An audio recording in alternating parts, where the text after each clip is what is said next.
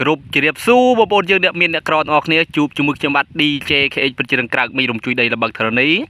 បងប្អូននេះគឺជាផ្លូវក្រាកៅស៊ូចាប់ពីខាងក្រៅគូចាប់ពីខ្លោងវាវត្តបឹងរៃរហូតដល់ស្វាយផ្អែមទិដ្ឋភាពដ៏ស្រស់បំព្រមនេះសម្រាប់បងប្អូនប្រជាពលរដ្ឋដែលគាត់ធ្វើដំណើរតាមនេះកាលពីមុនមកធ្លាប់តែផ្លូវលំបាកផ្លូវមិនសូវស្រួលឥឡូវនេះគឺបងប្អូនយើងដែលគាត់នៅខាង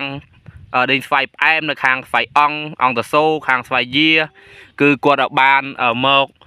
ដេញតាមផ្លូវនេះជារៀងរាល់ថ្ងៃការធ្វើដំណើរ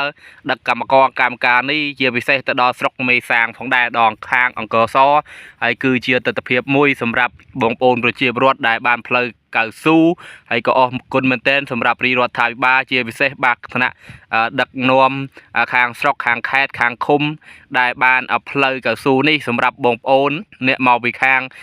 មេសាងមកពីខាងព្រៃវែងបាទជាពិសេសនៅខាងភូមិផ្សេងខាងភូមិឃុំស្វាយយាឃុំស្វាយអង្គតសូខាងអីហ្នឹងគឺគាត់មកតាមផ្លូវហ្នឹងហើយផ្លូវនេះគឺជាផ្លូវកម្មការនេះដែលចេញពីធ្វើការហើយគឺគាត់ស្រួលធ្វើដំណើរដោយសារតែមានផ្លូវក្រាកៅស៊ូដល់ល្អមួយនៅ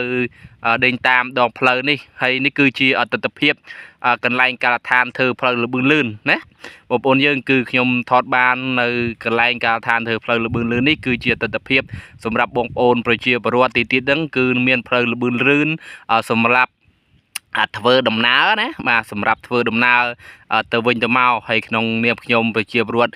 រស់នៅស្រុកស្វាយជ្រុំគឺមានការ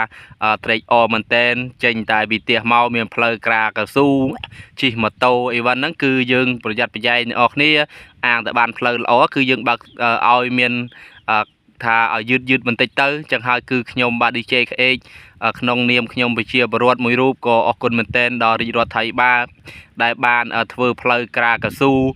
ជូនប្រជាពលរដ្ឋនៅខាងក្រៅគោរហូតដល់ស្វាយអង្គតសូផងដែរហើយនេះគឺជាការដ្ឋានធ្វើផ្លូវលបឿនលឿនផងដែរហើយទិដ្ឋភាពទាំងស្រុងនេះផ្ញើជូនបងប្អូនយើងទាំងអស់គ្នាជាពិសេសបងប្អូនយើងដែលបើកធ្វើដំណើរតាមដងផ្លូវនេះជារៀងរាល់ថ្ងៃផងដែរនេះគឺជាទិដ្ឋភាពមួយសម្រាប់បងប្អូនប្រជាពលរដ្ឋរស់នៅតាមផ្លូវនេះសូមអរគុណច្រើនបងប្អូនយើងគឺទិដ្ឋភាពល្អមែនទែន